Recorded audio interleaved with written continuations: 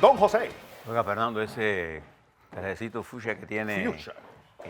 Kathy Dolande le cae bien con esa sonrisa pícara angelical que tiene, ¿no? Sonrisa pícara angelical. No hay nada mejor que la sonrisa de una joven, que una sonrisa que tiene picardía, pero tiene un halo de ángel. Ángel.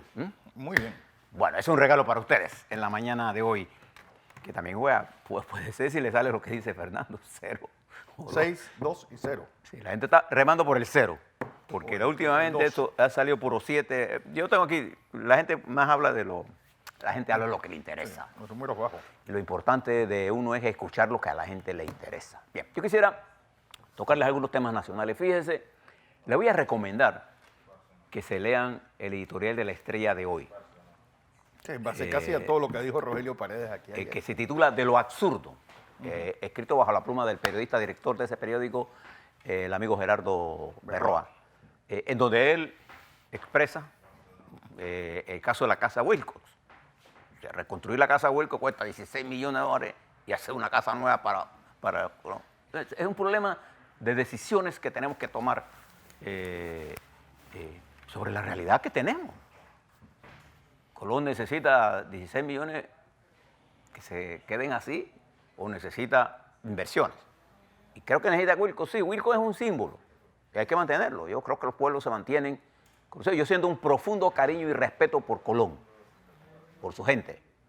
Tengo una clara visión de lo que ocurre en Colón. Conozco mucha gente de esa provincia y sé de las penurias que pasan. No solamente el casco de Colón, porque Colón ustedes lo ven nada más en la ciudad. Yo lo miro en todo su conjunto. Colón, un 80% de su población, 85% es rural. Así como lo oyen. Oh. Rural. De campesinos, de hombres que están metidos en la montaña. ¿Se acuerdan que le hablé de todo, de Ría Indio, todo esto? Cuando hablo de eso, me pidieron que volviera a hablar sobre el tema ese. Lo voy a tocar quizás mañana. Pero yo quisiera recomendarles que hoy en el periódico El Pan América de hoy, en la página 10, en el segmento de economía, bajo la pluma de la periodista, voy a cambiarme los lentes para leerle algo. Alguien me dijo a mí que por qué yo no compraba lentes bifocales y me quitaba esto. Yo le dije que yo he probado con lentes bifocales, pero me cuesta leer, entonces me dieron hasta una dirección para comprarlos. Pero les digo que yo tengo una de las mejores doctoras en oftalmología, la doctora Marixa Cárdenas, de lo mejor que tiene este país. Así que yo me atiendo con ella. Bien, miren lo que dice aquí. En Panamá hay 249.441 jóvenes que ni estudian ni trabajan, los ninis, de 15 a 29 años, a marzo del 2019, la cifra más alta registrada en los últimos 14 años, en lo que preocupa a varios sectores. Los tiempos han cambiado. Fíjese la cifra, entre 2004, Fernando, y 2009, los jóvenes obtenían 1 de cada 4 empleos generados. No obstante, en los últimos 10 años, del 2009 al 2019, estos jóvenes solo se beneficiaron de 1 de cada 19 puestos creados. La cifra empeora cuando se toma en cuenta que el número de graduados de la educación media aumentó solo un 7%, mientras que los desertores en educación premedia y media lo hicieron en un 50%, aumentó la deserción. No quiere decir que el 50% de los estudiantes, sino del número de gente que desertaba, ese número creció en 50%. Entre 2009 y 2014 se dio un aumento en la población estudiantil y en la deserción escolar. En consecuencia, la cantidad de jóvenes que ingresan al mercado laboral de manera concurrente con la importante disminución de la creación de empleo juvenil crearon condiciones desfavorables para la empleabilidad juvenil a mediano plazo ante el inminente cambio en el perfil de la expansión económica y la laboral una vez concluidos los trabajos de ampliación del Canal de Panamá. Es por ello que el especialista en mercado laboral René Quevedo asegura que hoy enfrentamos simultáneamente la más grave crisis de desempleo juvenil de los últimos años, la mayor cantidad de ninis de 14 años y la peor explosión delictiva de la historia. La tasa de desempleo de los jóvenes con edades entre los 15 y 29 y 29 años es de 14,6%, el nivel más alto de los últimos 14 años. Pero el problema no es exclusivo de Panamá, también está en la región y hay una correlación entre el desempleo juvenil y la delincuencia juvenil. ¿Por qué yo le planteo esto? Y esto es un artículo, uno de los mejores artículos que he leído durante los últimos años, de los últimos meses, que enfoca uno de los problemas a los cuales Panamá debe prestarle atención fundamental. Fundamental.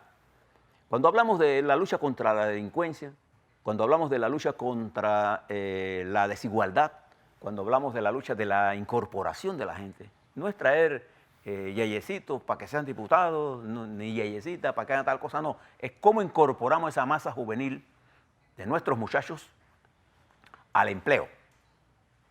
Y cómo hacemos que los que se gradúan de las universidades, que es ese 15% de la población que pasa por las universidades, tenga empleo y tenga capacidad para construir su destino a través de empresas privadas, a través de sus propias empresas, a través de desarrollo tecnológico. Entonces, nuestra política debe estar concentrada en el empleo, Fernando. No hay la menor duda que hoy el mundo en general y Panamá en particular vive un freno a la aceleración del crecimiento económico que hemos experimentado durante las últimas décadas. La expansión económica que arrancó con fuerza, casi al final del gobierno de la señora Mireya Moscoso, terminó con 6%. Ese año dominó la administración Torrijos y la administración Martinelli con un fuerte crecimiento económico. En la administración Varela el crecimiento fue bajando. Ya desde el final del año de Martinelli comenzó a bajar en ese ciclo. Y ahora nos encontramos que el ciclo global de la economía en general está cayendo, coincidiendo con porque nuestra economía depende de ese desarrollo. Pero muchas cosas podríamos hacer. Y me parece que el discurso del presidente Cortizo ayer, al enfatizar el problema del trabajo en Colón, es el discurso que tenemos que empujar. Pero para empujarlo tenemos que remar todos en la misma dirección. Le voy a dar algunas cifras. Si usted quiere saber cómo está la economía, hay cosas que usted mira rápidamente. Primero, ¿cómo está el consumo de cemento y sus derivados? O sea, cemento y los conglomerados que producen ellos. Bueno, hoy nosotros tenemos la industria cementera en su más bajo nivel. En la historia económica panameña de los últimos 15 años, nunca había estado tan mal. Fernando. Y ahí hay un claro indicador de que la economía se está desacelerando y que necesitamos que el gobierno haga lo que hizo en Colón. ¿Qué cosas tenemos que hacer para empujar la inversión para generar empleo? Lo demás es entretenernos. Es que me acaba de escribir la exministra Lucy Molinar que hay cifras ahí que no concuerdan con las que ella mandó o ella tenía durante su estancia. Vamos a ver para discutir. No importa. Creo que el tema sí. Si supongan que estas cifras no son exactamente así. Mi cálculo es que hay más de 200.000 sí. ninis. Yo creo que sí. Y estas cifras pero el debate está sobre el empleo juvenil y sobre la deserción escolar en la premedia y media. Y lo que nosotros estamos diciendo, que el crecimiento global del desempleo en Panamá también se ha disparado por la caída en el crecimiento del Producto Interno Bruto. Entonces el gobierno de Cortizo tomó un par de medidas importantes. Una es poner en orden las finanzas públicas. Es lo que decía el viceministro Paredes. Yo no puedo comenzar a diseñar mi programa de vivienda si no plumpio la casa. Bueno, había que poner bien claro las finanzas públicas. Y no se va a ver cosas de inmediato. Lo que se va a hacer es ponerse bases sólidas para garantizar un crecimiento a partir del año 2020. Y para hacerlo, nosotros necesitamos tomar las medidas que sean necesarias para que el sector privado panameño participe más activamente y conseguir inversión extranjera para Panamá, para generar proyectos que a su vez produzcan empleo. Y presentar un plan para este sector importante de la población juvenil panameña a lo largo y ancho del territorio nacional. Esto es mucho más evidente también en áreas como Arraiján y Chorrera. Fíjese, cuando la industria pesquera en Panamá tuvo la caída que tuvo por las decisiones que se tomaron contra las industrias pesqueras, el área de Bacamonte, que entró en una práctica recesión muy parecida a Barú, pero la existencia de la zona de Panamá Pacífico, que generó más de 9.000 empleos, absorbió de ese desempleo y ha sido un factor importante en la creación de empleo para esa área. Pero Chorrera y más adentro en Arraiján y Capira necesitan empleo para los muchachos. Y en el sector agropecuario, en el sector rural de nuestro país, se necesita fortalecer la industria agropecuaria, porque es la que genera empleo de más bajo nivel técnico, que tenemos que subirlo, pero es la que más rápida y a más bajo costo genera empleo. Pero en el área metropolitana como Colón, San Miguelito, el este de la ciudad, el centro de la ciudad, donde está concentrada la población en su mayoría, nosotros necesitamos políticas de empleo. Por eso que el presidente al tocar ayer, y no es el problema de dar empleo para dar becas entre comillas, y yo te pago y tú no vas a trabajar, no. Es empleo para trabajar. Entonces tenemos que tomar algunas decisiones. Las importaciones clandestinas, por ejemplo, de cemento, hicieron mucho daño a la industria cementera panameña. Ahora se ha controlado un poco, pero todavía tenemos que hacer esfuerzos para resolver este problema. Entonces, en sentido muy claro, nosotros, y coincido con el planteamiento del director del Canal de Panamá, nosotros tenemos que estudiar qué cosas tenemos que hacer en el área canalera para generar más empleo. Más allá de este problema de pasar barcos por el Canal de Panamá, es cómo la área canalera se convierte en un hub de producción de nuevos productos en la que nuestros muchachos de alta preparación tecnológica puedan entrar y compartir con el Canal de Panamá la apertura de nuevas inversiones en el área del Canal de Panamá. Y tenemos que reactivar la construcción, el sector de la construcción, que está cayendo. Y en consecuencia de todo lo que estoy planteando, nosotros tenemos que estudiar con claridad si nosotros estamos interesados ahora en impulsar un aumento en el salario mínimo que sería de peso negativo al sector de la pequeña y mediana empresa panameña, que es la que genera empleo también, quizás la que más empleo genera. Y tenemos que apostar al turismo. Y tenemos el inconveniente de que tenemos un país extremadamente caro. Entonces nosotros tenemos que buscar paquetes atractivos, porque si hay algo a que tenemos que apostar es al desarrollo del turismo. Nosotros tenemos una infraestructura, tenemos miles de cosas que ver, pero el costo de nuestro turismo, no es el costo de la habitación, el costo de la habitación en Panamá está bastante competitivo. Lo que no está competitivo es la alimentación, el transporte, se montan en un taxi y los taxistas lo quieren explotar. Entonces, creo que hay una combinación que lo que tenemos que centrarnos ahora mismo, en vez de estar rompiendo la institucionalidad, yo les propongo que haya un entendimiento entre las fuerzas políticas del país. El primer entendimiento que propongo es un entendimiento entre el Partido Revolucionario Democrático y el presidente de la República. Es el primer entendimiento. El segundo entendimiento es entre las fuerzas políticas para impulsar las medidas que sean necesarias para acelerar el proceso de economía y quitar las trabas que nos impiden la movilización del capital y hacer transparente los procesos de licitaciones públicas y acelerar el sistema de pago. Hoy, uno de los grandes problemas de la industria de la construcción de obras públicas es el atraso con que el gobierno paga. Este gobierno que salió dejó casi más de 1.500 millones de dólares en deuda. En hospitales, en carreteras, sin se licitaron proyectos sin tener los presupuestos, sin estar con las partidas correspondientes. Y este gobierno que entra le tiene que decir al país todo lo que encontró, para que nosotros podamos tener una idea clara de por qué las cosas no marchan a la velocidad, no van a marchar a la velocidad que queremos, porque tenemos que poner toda la maquinaria en orden para poder arrancar.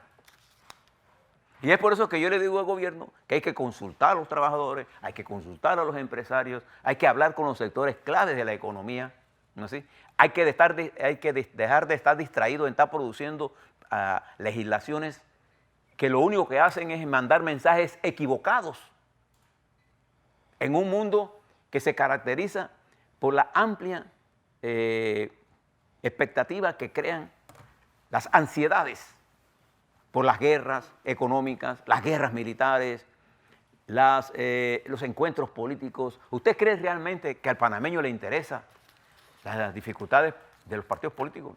Le vale nada. Al panameño le interesa que haya empleo, que haya seguridad, que haya un servicio de salud pública adecuada, que la educación tenga un costo adecuado. Le interesa que los políticos se preocupen por ellos y se dejen estar preocupándose por la gente, se preocupen por la gente y se dejen estar preocupando por el bienestar de los políticos. Y no le sabe bien esta controversia. Fíjense lo que pasó en Perú. En Perú hay un desencuentro entre el Ejecutivo y el Legislativo. Y se pasaron 2 años y mire las consecuencias de esto. Ahora no sabemos quién manda y cuál es el destino de ese país. Mire las consecuencias en otros países nuestros. Y no podemos estar gastando donde no podemos gastar. No podemos estar produciendo en forma continua y gigantesca subsidios que lo único que hace es producir un sentido de ser más haragán al panameño. Las cosas hay que trabajarlas. Nosotros tenemos que elevar el nivel de productividad de nuestro país. Nosotros tenemos que hacer más accesible el capital. Nosotros tenemos que asegurarnos que tenemos certeza jurídica en el país. Nosotros no podemos seguir rompiendo la institucionalidad, porque eso nos va a llevar al caos. Y por eso yo creo que los entendimientos en épocas de crisis, fíjense, ayer celebrábamos 40 años de uno de los acontecimientos que es responsable hoy del formidable crecimiento de la economía panameña a partir del año de la década de los 90, que se crearon las condiciones con el retorno de la democracia por parte de Endara, por las reformas que hizo Ernesto Pérez Valladares, por la estabilidad que logró política Mireya Moscoso. Hubo transiciones sin problemas, hubo discusiones, pero había hábito de cooperar. La democracia es la cooperación de los partidos de oposición. Cuando Mireya Moscoso tuvo el problema del transporte público, ¿el PRD le salió huyendo o le escondió? No, el PRD salió a ayudarla, porque así es que se actúa en democracia. Y Mireya no tenía ningún problema en llamar al PRD para pedirle ayuda. Se acabó. Cuando Martín Torrijos llegó al poder, ¿qué hizo? Cambio de la Caja del Seguro Social, cambio importante, esta ampliación de la vía acuática fue una de las grandes decisiones históricas que nosotros tomamos, y simultáneamente Martinelli completa ese proceso con un programa de inversiones para modernizar el país. En el quinquenio pasado, quedamos atrapados en una lucha política insensata que se acumió la energía positiva del país y nos tiene situados en calle abajo y calle arriba. Y todavía seguimos. Y hemos deteriorado tanto la imagen de la dirección política. A eso apuesta, mis queridos amigos panameños, dirigentes políticos, los que están en el poder. ¿Quiénes están en el poder? Los que tienen siempre riquezas. ¿Les preocupa esto? No, si ellos pueden conversar de esto tomando champaña de alto costo. El que no puede hacer esto, el hombre y mujer que trabajan allá en Chorrera o en Arraiján, o el que le anunciaron que lo votaron, o el que va a quedar despedido porque la industria de la construcción no tiene empleo, o los muchachos que no tienen nada que hacer. Entonces, ¿qué tienen que meterse en la pandilla? ¿Para hacer qué cosas? Para robar, para traficar armas, para traficar droga. Y mueren jóvenes. Todos los jóvenes que yo he conocido que han entrado a la carrera del crimen, siempre te dicen con angustia: yo todos los días sé que tengo la muerte segura o la cárcel, y las dos son la muerte. Ese es el problema. Entonces yo creo que el presidente Cortizo ayer tocó el tema central. Yo creo que el gobierno debe concentrarse en esto. Creo que el ministro de Economía debe hablarle al país sobre todas estas cosas. Y creo que los ministros deben hacer un esfuerzo por comunicarle al país la verdadera situación que tenemos. Punto. Fíjense usted, nada más le menciono algunas cosas. Ayer estuvo el viceministro aquí del MIVIOP. Él es de vivienda, porque está el de ordenamiento territorial. Y explicaba algunas cosas.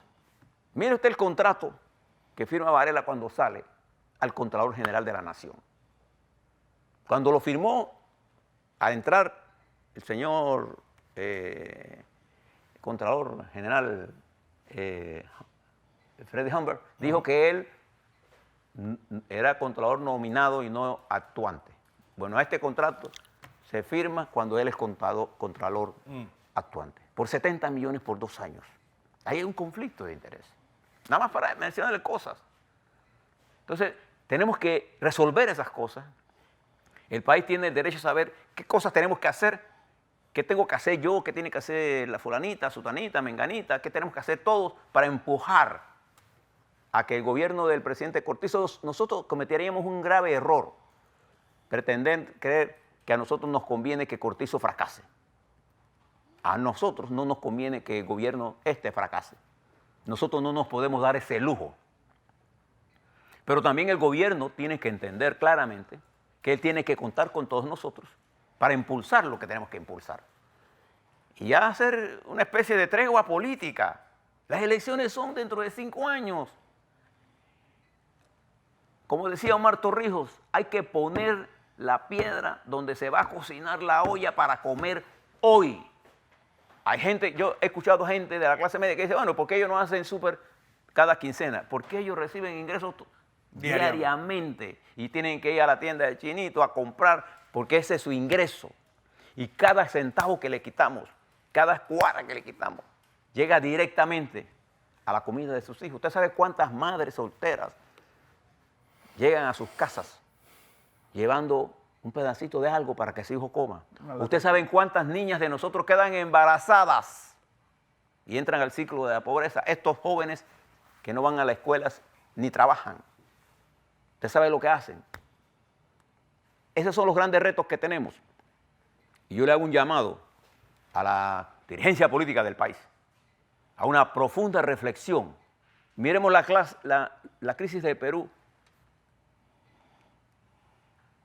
Le voy a contar. El 3 de octubre de 1968, hace 40 años, se dio un golpe de Estado en Perú. Y el 11 de octubre de 1968 se dio un golpe en Panamá.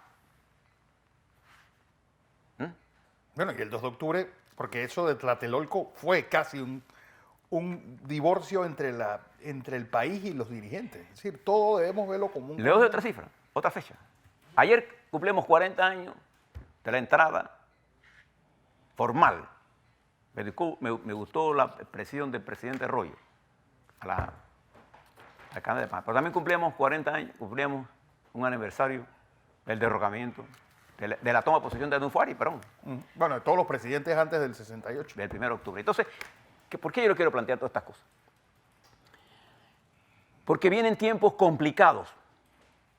Yo le cuento lo que pasa en los Estados Unidos, no porque yo siento un profundo cariño y respeto por los Estados Unidos, por su pueblo, por sus intelectuales. Conozco muchos periodistas, muchos políticos, muchos senadores, conozco. A mí no me gusta lo que pasa en los Estados Unidos.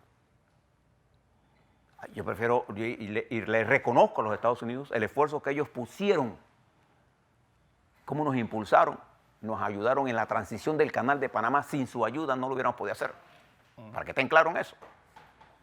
Pero esa complicación, mire cómo está Venezuela, mire cómo está nuestro continente, esa caída de crecimiento de 0,5%, nosotros tenemos que pensar en el mundo en general, tenemos que tener una política exterior, tenemos que pensar cómo vamos a hacer todo lo que estamos... Y para hacer eso, necesitamos entendernos, necesitamos comprendernos, necesitamos dejar el discurso falso, lleno de mentiras y de odios, para pasar al discurso nacional de desarrollo, de integración. Y después disputamos el poder. Pero ahora no es tiempo de la disputa, pero también los ministros del gobierno del presidente Cortizo deben explicarle cara al pueblo lo que está ocurriendo. Deben explicarle. Y debemos dejar al lado estas controversias que nos están empujando permanentemente, ¿no?, a luchar unos contra otros por pendejadas, mientras hundimos al país. Yo no estoy en contra de los ricos, en lo absoluto, ni que nadie sea rico. Yo estoy en contra de que existan pobres y que exista pobreza extrema en mi país y que exista desigualdad. En eso estoy en contra. En eso los ricos tienen que entender que su existencia depende del equilibrio. Y los pobres deben entender que para salir de la pobreza necesitamos de un equilibrio entre capital y el trabajo. Y ese equilibrio solo lo pueden hacer la gente sensata, la gente que camina con la frente alta por el medio y que le hace caso a la mayoría. No use los extremos para tomar opiniones. Sí. Los extremos se escuchan, pero se sabe infiltrar.